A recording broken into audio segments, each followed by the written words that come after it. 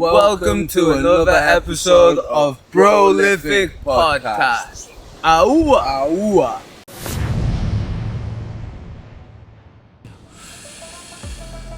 Take it in. We that got Chaz like this Andean cosmo vision, God.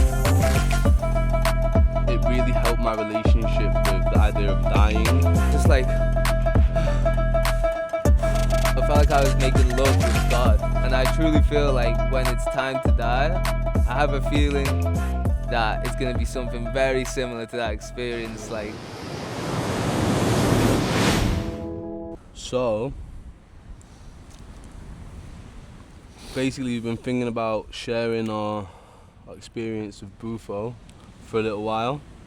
yeah, Obviously, when it comes to speaking from emotions, sometimes it's better to give it some time. So, not speaking when you're angry or not speaking when you're super excited, holding space. And now I feel like we've let a little bit of time go by. And I'll be honest, myself, I'm still like just as amazed. And like, I feel like I'm just as intrigued, if not more, than before, for But sure, yeah, bro. just wanting to reflect on that experience with you, my brother, with the experience having sat a little while within us, Yeah, I feel like, after such a profound experience, like our encounter together with the toad, the magical toad of Bufo. Bufo Alvarius. Bufo Albarius. I've been looking forward for this moment as well to share with you, brother. Yeah, man. These experiences, they're so profound and healing, and at least I felt it that way, that it's like almost, if you feel like sharing it, then share it to the world, because it almost feels like selfish not to share this with you all. And it's just like a perspective in the way we interpret. Of course, I feel like coming out of experiences like this, usually my first reaction is like, wow, I want everyone I love to experience this. But from a balanced standpoint, obviously, it's not fair to say that everyone should, because we're all different, we all play a different role in the world, in the universe.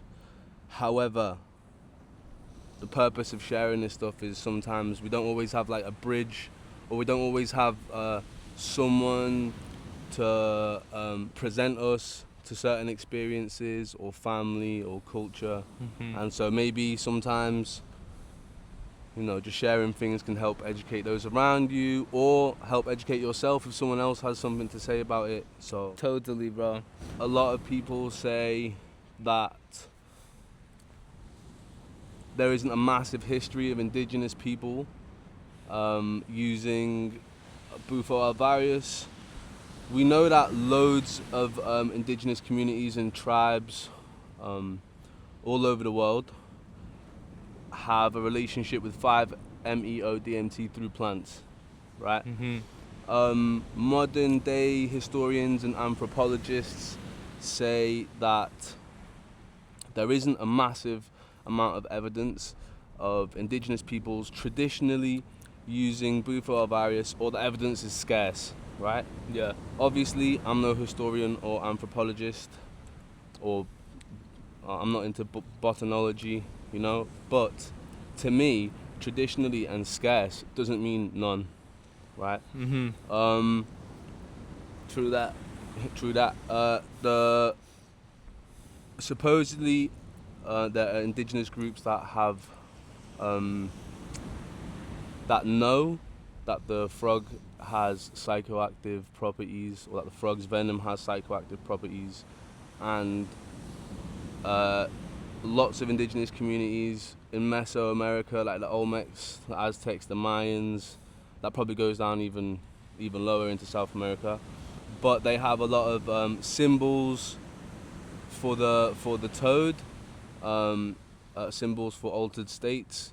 So everything you read or come across or hear, you have to take with a grain of salt and make your own opinion, make your own mind up. For me, I believe it goes way back,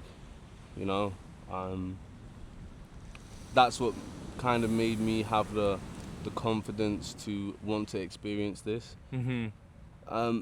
Some modern scientists are saying that it's easier to do investigation with people's experiences using synthetic 5-MeO DMT.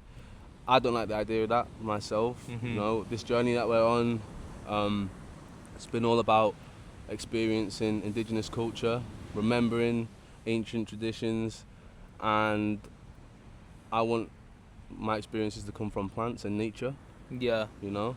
Yeah, I have had some really good experiences of friends who have tried it before, but I feel like the same, like nothing better than straight from the source, you know, and especially if it's like ethically sourced, you know, if they treat the toads well. Yeah, of course. Um, So shout out to Micah Anahata.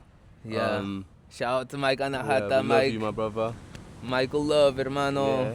So a big part of like taking or going into an experience like that is knowing or trusting that the Bufo toad venom has been sourced in an ethical way.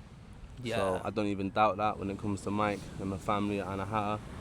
It was like been a while, you know, waiting patiently, you know, for the Bufo to come our way, you know, Yeah. to meet, to cross paths, and you know, we've had beautiful experiences, and it was just like, okay, when it comes, you know. And then after the ceremony at Anahata Ayahuasca in the Sacred Valley with Mike and Maestro Don Roberto, and that was a beautiful ceremony. And then after that, Mike was like, hey guys, you guys free on Thursday? I'm gonna be serving Bufo here in the retreat I'm hosting. And he was like, I'd really like to sit with you guys. Yeah. And that made me feel really welcome. Mm-hmm. Yeah. So anyone who's looking to dive, do some inner work with plant medicines, or even if you're just curious and you want to experience something like this at a place with love, or a place that makes you feel comfortable, Anahata,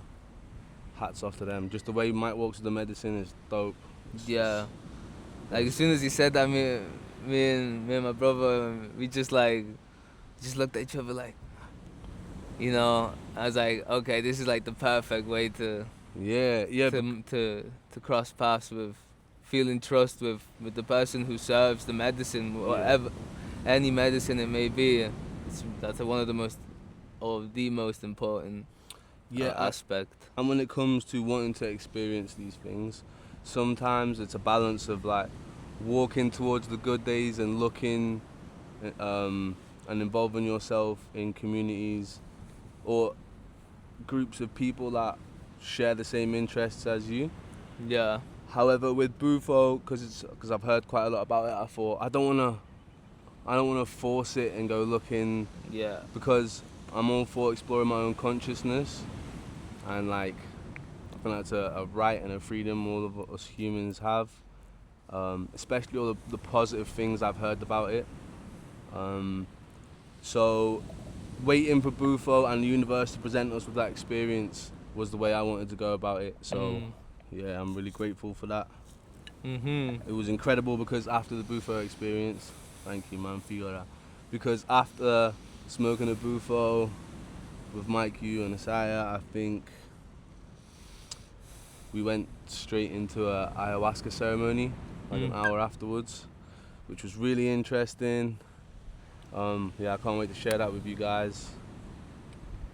And yeah, I'm grateful for this moment as well of expression, man. Expression needs no permission, brother. Expression needs no permission, hermano. So, bro, yeah, like, it was just like the astros and the planets just aligned perfectly, and the safe space, the supported space, felt like a great place to try as well. It's such an honor and so like such a blessing to bond in this way with you, bro, and like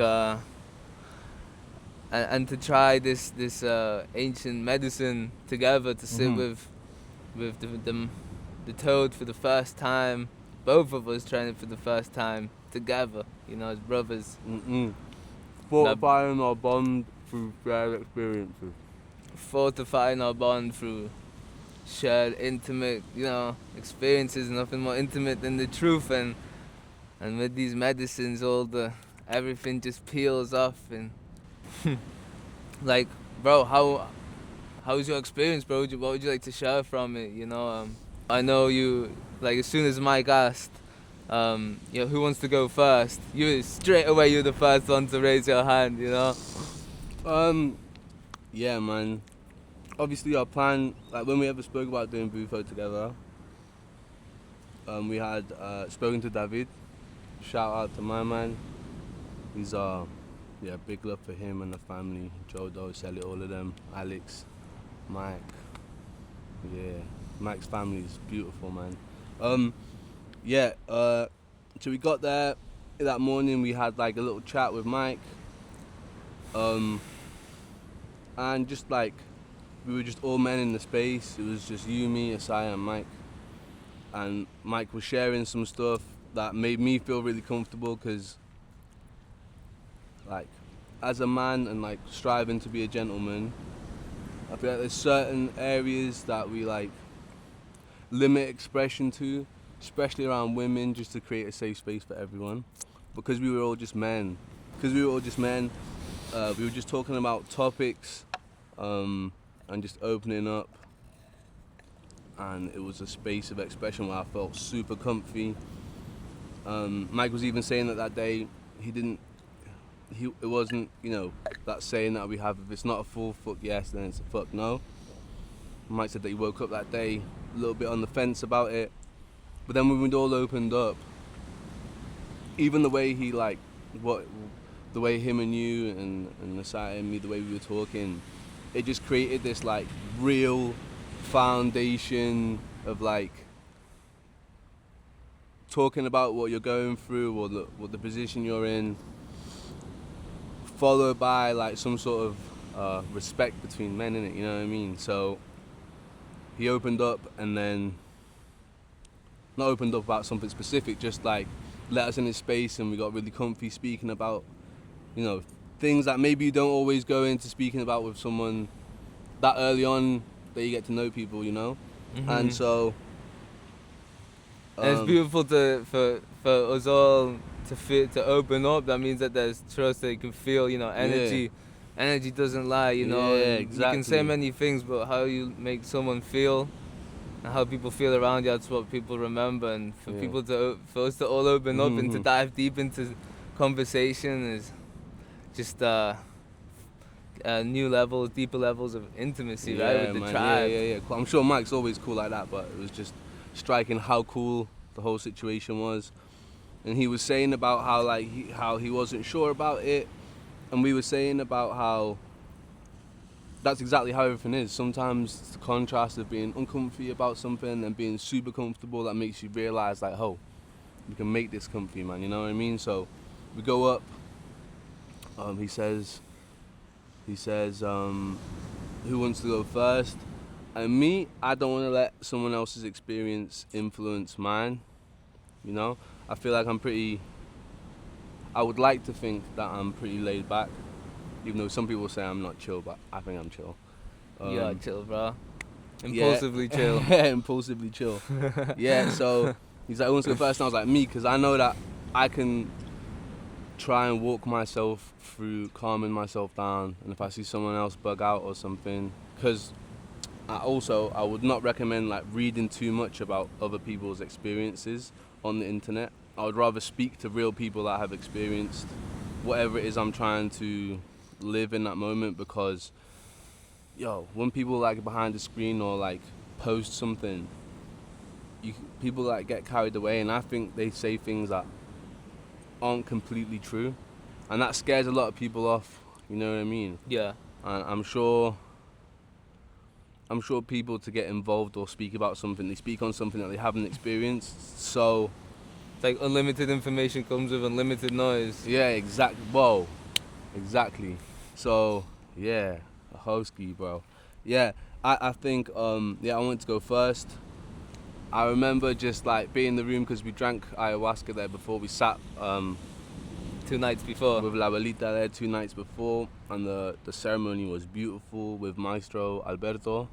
He's indigenous Shipibo Conibo from the jungle, and his relationship with the plants was incredible. The Icaros he was singing whilst like the medicine was present in my body, man. It was like,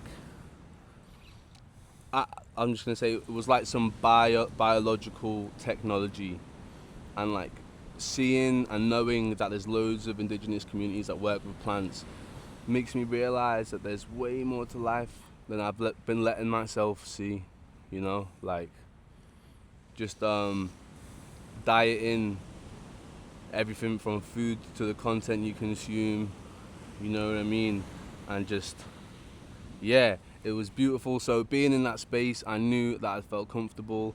It was daytime. It must have been about like 12 when yeah, like we midday. went up, like midday.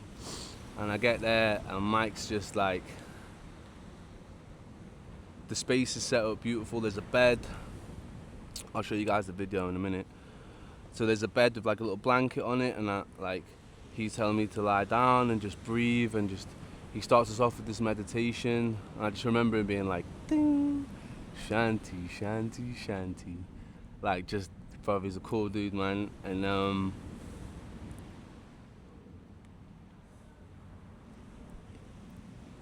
so part of his prayers, like before he opened up, like whether you want to call it a prayer or whether you want to call it raising an intention, putting an intention out there to the universe or whatever it is anybody believes in. The fact that he mentioned so many like deities, D-I-D-E-I-T-Y. The fact that he mentioned so many of them from so many different cultures in his prayer, it makes me feel like somewhat protected no matter what the reality of whatever we believe in is, right? Like calling in all the support. Like just calling in the support of like angels, you know, Hanuman, Shiva, Jesus, Buddha, you know what I'm saying? Just everything. It makes me realize like, oh, it's all the same song, man. You know what I'm saying? Yeah. And like even though we like you might not know that much about them. Yeah, maybe like, I don't. Yeah. It's like this. He's still calling in that energy. Yeah, of course. And even it makes me think about how like all these different religions, you know, they all sing the same song, and because they go way back, each place has their own way of looking at something, so that it can take them to love in it. You know what I mean? Whether it be symbolic or whether it be literal. You know what I'm saying? David was saying, David said like, you could worship this piece of wood, but if it takes you to love, then that's cool. And I thought that was like, wow, makes me condense reality a little bit different.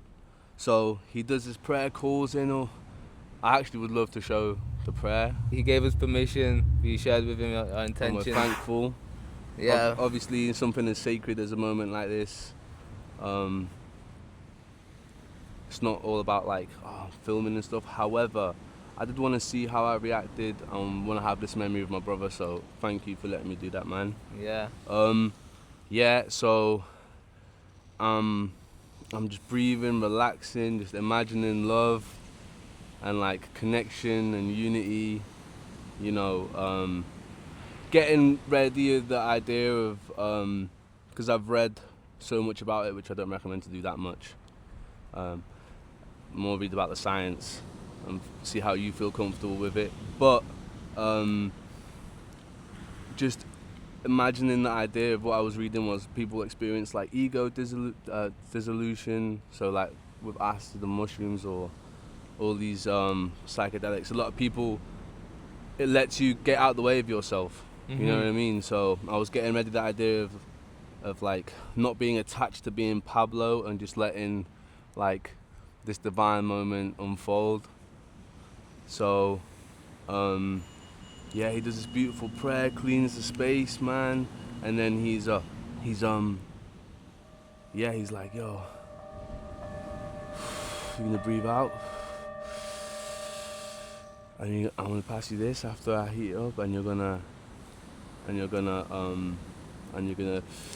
breathe it, the whole thing in, and try and hold it in.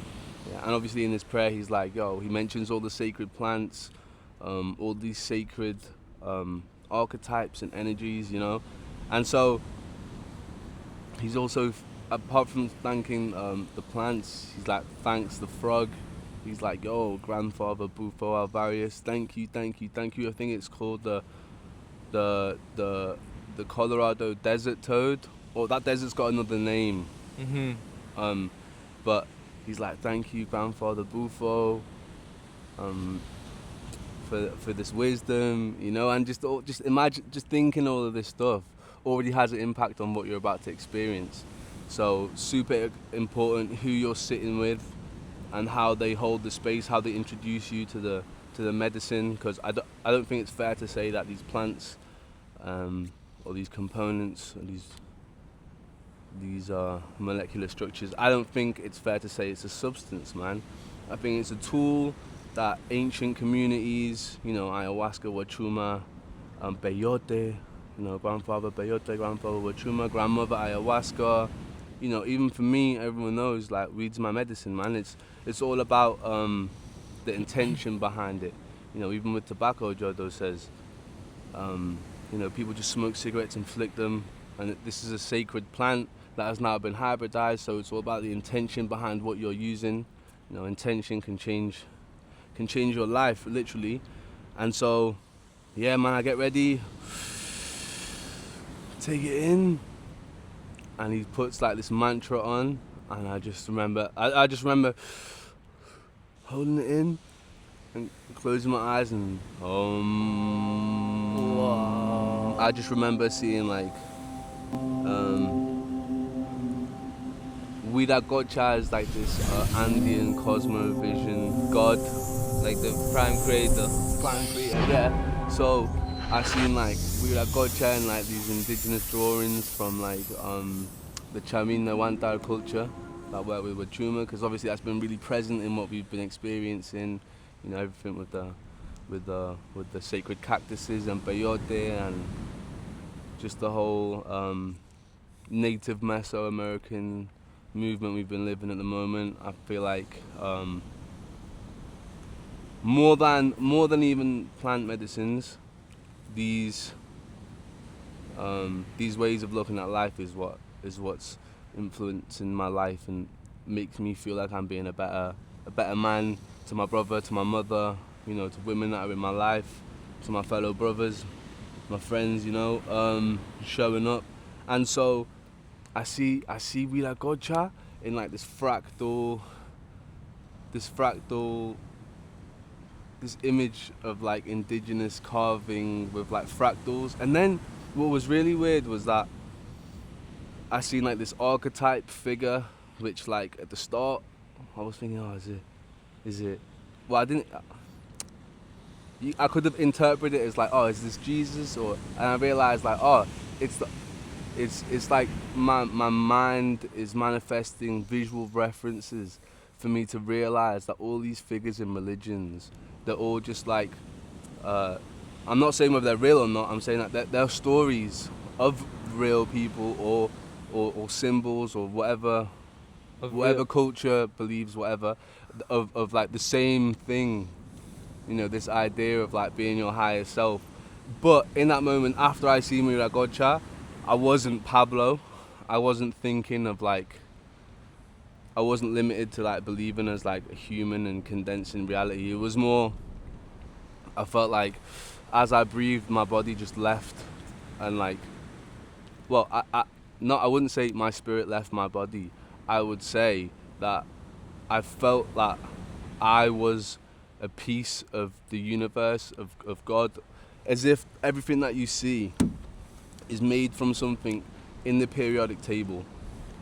And so everything, life, even the stones and the plastic, not just the trees in the jungle, everything is made from this periodic table of reality, which is like, in that moment I felt was like this living being made of love. And then realizing that it really helped my relationship with the idea of dying, because it made me feel like, oh, my life doesn't stop when Pablo stops remembering, because my body or my vehicle is like, has stopped running. You go back to source, you go back to infinite love, innit? Because even the bad things that happen in your life, everything that happens to you happens for a reason, innit? You know what I mean? And it makes me feel like even the dark parts, there's like these horrific things happening on the other part of the world, and I genuinely feel like if you like do some sort of inner work and become a better person for yourself and for those around you, that will change something on the other side of the planet. I heard Tremont post something. Shout out to my boy Tremont, man, he's a G. He shared something about that doing like inner work or like trying to become better has like this effect, this ripple effect on the universe, that if everyone does stuff like that, then the whole world becomes a better place, innit? It's contagious, man. And so just being super conscious of that and realizing that I want to make my life count, man. I don't want to be attached to Pablo who's identifying with certain things. Yeah, it's beautiful. Tattooing is my passion and I will always tattoo, man. You know what I mean? But to get out of the way of myself, knowing that's my passion and like, you know, trying to show who I am authentically, because sometimes, you know, other people's transparency can be other people's inspiration. And so yeah, man, just trying to be as authentic as possible, knowing that life is way simpler and way deeper than that I think, you know. So I felt like I was attached to just bliss. I had this feeling that everything's always gonna be okay, you know, because it is, man. Like if you live life with a good intention, everything's gonna be cool. You know, I come from cities where, you know, people are like saving. It's a very like, yo, there's nothing wrong with liking nice things, man. You know, that's part of like being human. David said, do you know what person means? And I was like, this is after the Wachuma TP. I was like, what does it mean? He said, it means mask in ancient Greek or Latin. I think ancient Greek. And I was like, whoa. Yeah, man, because you live life with this mask. This is like the idea of like a healthy ego is self-preservation. So healthy ego is like great in the gym, but you know, if you get out of the way of what like how Pablo would react to something, and just like trying to live life from a place of love and seeing my similarities with the next person and realize that we're all this software of human. And that Awelo Chakri from the Embera culture, in his indigenous belief, he says that every human being is a spark of the divinity. And I see that, man. I see that we're all so capable of such good things all the time, you know. And just, I think the experience was magical. It felt like being connected to where I felt like I was back in the womb. I genuinely thought I died. And was genuinely happy and okay with it.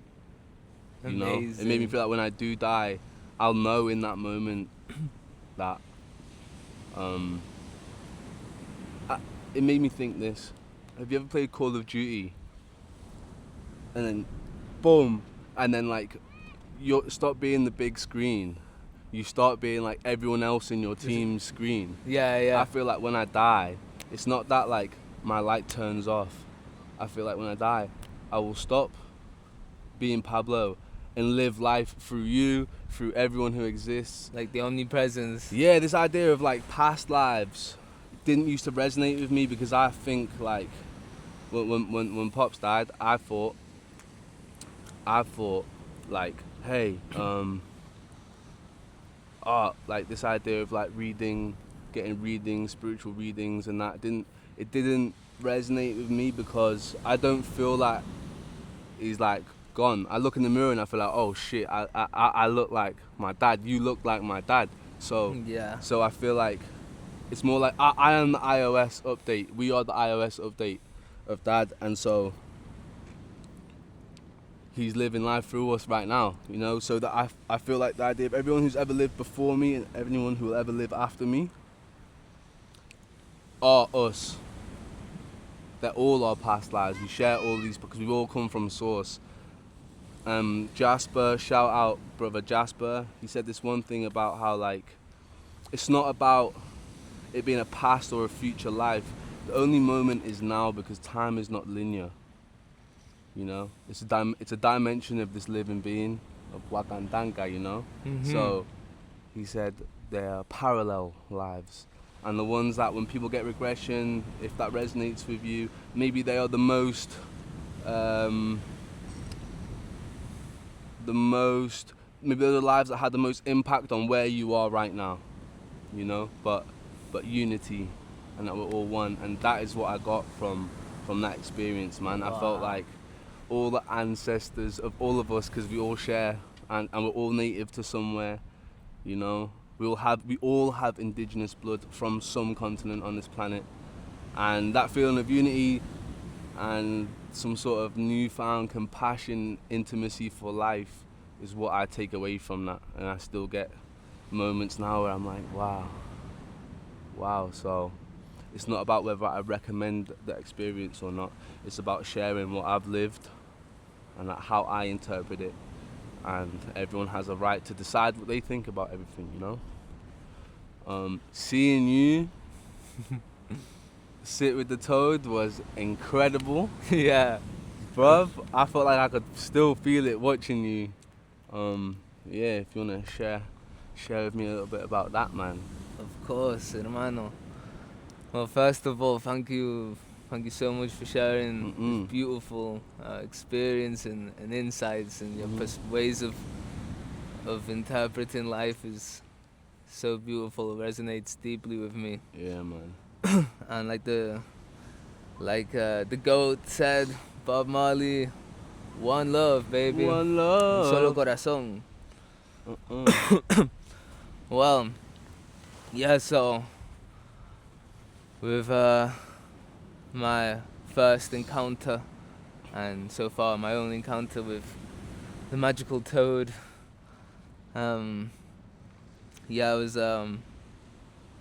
so I was with I was after you and after Isaiah. So they both went first. You know, you went first and Isaiah. And so looking at you both, you know, it was Can I just say one thing? I feel like knowing that you were gonna be after me made me find some deep found just courage to just stay composed in it. Yeah. Yeah. Nah, it was beautiful to see. Look, like just seeing you in such peace, you know, the way you inhaled all the medicine and then lied back and just stayed static and like for quite a while. I mean, it was like the whole experience was like 20 minutes. Yeah. I feel like the more awake, the more I started coming back, the more I realized like, wow, I have this vehicle, I have my heart beats, I'm breathing. And so like, I felt like the moment I came back was the moment where I could be like, still feel the medicine and be like, yes, thank you. You know what I mean? Yeah, it was beautiful to see.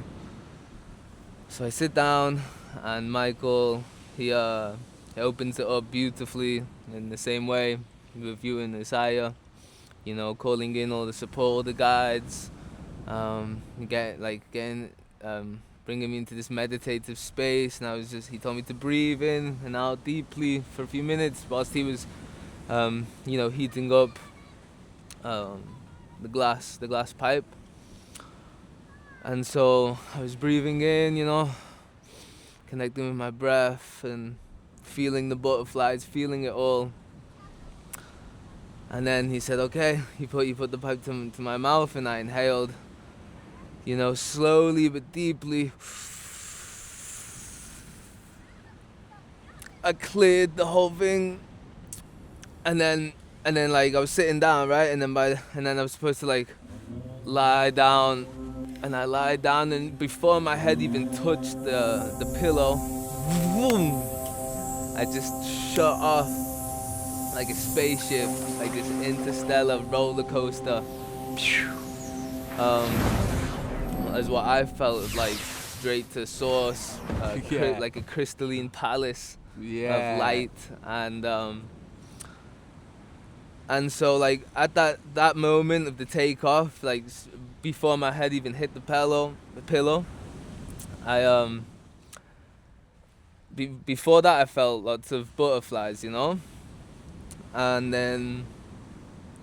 But as soon as the medicine hit, within like 2 seconds, there was no space for any doubt, for any fear, for any worries, for any insecurity. No, it wasn't any space, which was beautiful. You know, it just boom, shot me off straight, and so there was no space for fear and doubts and worries, and it was just like what I remember feeling was just like flooding of light, of love, in every cell of my body, in my soul, in my bones, you know, just like flooded with love, like all of it. It was like pleasurable. It was like euphoric, and so and so I remember like I was like you were like quite still for most of it, you know, and like I can remember, and especially seeing the video, it was but I can't remember like grabbing my head, but I was just like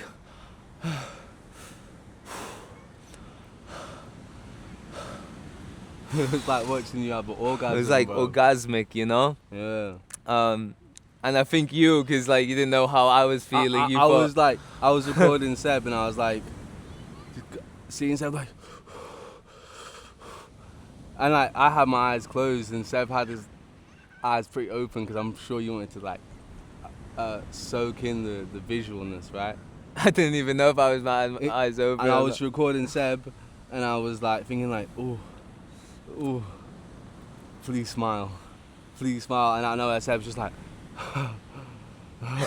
just smiling. And I was like, yes, alright, sweet. Yeah. Yeah, man. I'm sure you enjoyed it the whole time. Yeah. You looked like you were loving it, bro. Yeah, like the takeoff, it was beautiful. Then whilst I was up there, wherever I was, in the heart of Great Spirit, like feels like you're in the cosmos, like some astral, otherworldly. Well, and the maddest thing is that it feels otherworldly, but that's like feels like that's source of the world we're in right now. But it's just like highlights how magical life is, man. You know? Totally, bro. And like, so I remember it was pleasurable. You know, I felt like I was making love with God. You know, and yeah, I was like in this crystalline palace, and also felt like what you were sharing before, like I like at the same time as shooting off to this like no space for doubt and fear. It was funny because I did feel like the sense of dying, which can, you know, can maybe like frighten. Sounds frightening. Can sound frightening, yeah. But in the moment, it wasn't at all. And I truly feel like when it's time to die, I have a feeling that it's going to be something very similar to that experience. Yeah. Like, and they say that the body produces, you know, the pineal gland produces DMT when you're born, when you sleep, in your dreams, and when you die. And like it felt like I was dying. It felt very like peaceful. Like if I were to die in that moment, I would like it would have like been very pleasant. So like I go up and show me many things that I can't remember, and at the same time, as before in many experiences I've had on mushrooms and ayahuasca, like it showed me many things, and I don't necessarily remember it all. But because I feel like I don't need to remember it all in that way. It's like more like a deep sense of. It's like a deep sense of knowing, this like activation within, and then like it just unfolds throughout life, you know, this and more like embodying wherever like these visuals are. It's more like embodying it in day-to-day life than trying to remember it all. It just comes like some sort of ethereal download. Yeah, man. Yeah, bro. And so yeah, I was just like up there, felt lots of beauty, lots of love, and pleasure. And then I came down slowly. Yeah, Mike, I felt very secure and safe in the space. Anahata, shout out to Anahata Ayahuasca in the Sacred Valley, big love. Yeah, with the essences and the aromas that he was spraying and with the feathers and just breathing in that good ass prana. And yeah, just with the breath coming back after 20 minutes. And yeah, it felt like very familiar. Wherever that place was, it felt like home as well, you know? And because that place was love, right? And I feel like the home is in the heart, you know, like heaven is the heart. You know, St. Peter opens the gates to heaven. Wachuma. And Wachuma, San Pedro, this cactus, which doesn't have to do with the Bufo experience, but San Pedro is the name of this cactus, and it's a heart medicine.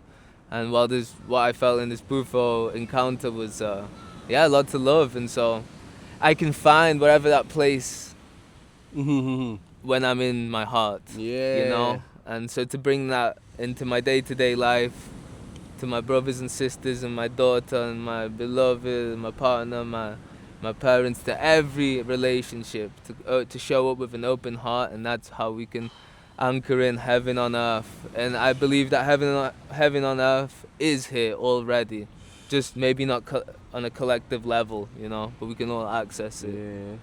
You can bring it here. You can bring it like out of love, innit? Totally.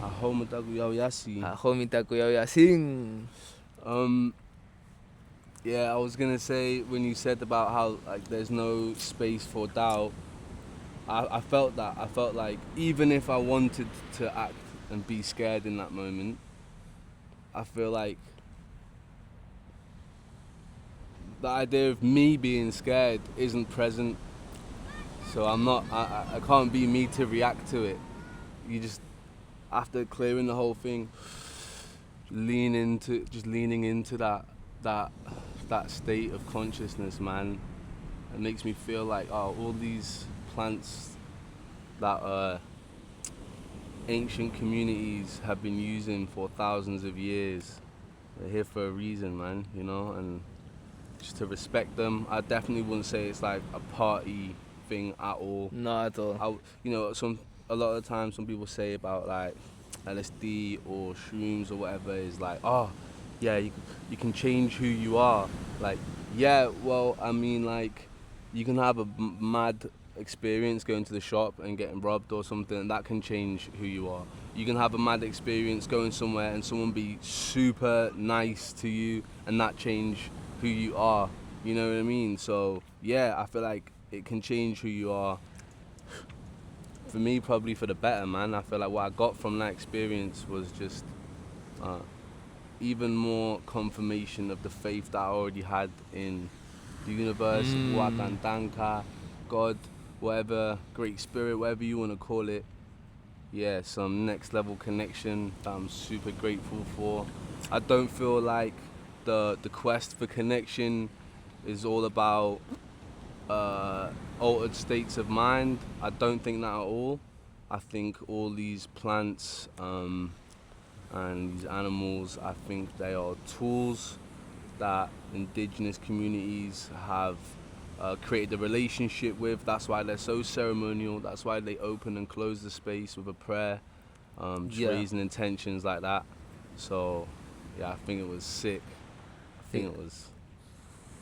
I feel like they can be tools and well, whether you believe or not, but spirits, you know. Yeah, well, my definition of spirit has changed. I used to think spirit as ghosts, and then Tala in her song, she says like, our words are spirits. You know what I mean? The spirit of ayahuasca, the spirit of these plants. It's like the idea of like in Hinduism and in Muslim, Mike was saying, in Muslim, what they call God is Allah. And he said it means the breath of God, because we're like breathing in this living being all the time. We're breathing in intelligence. You see the way our DNA works, how it carries genes, how water has memory, or how I perceive it to have memory. I feel like, it's I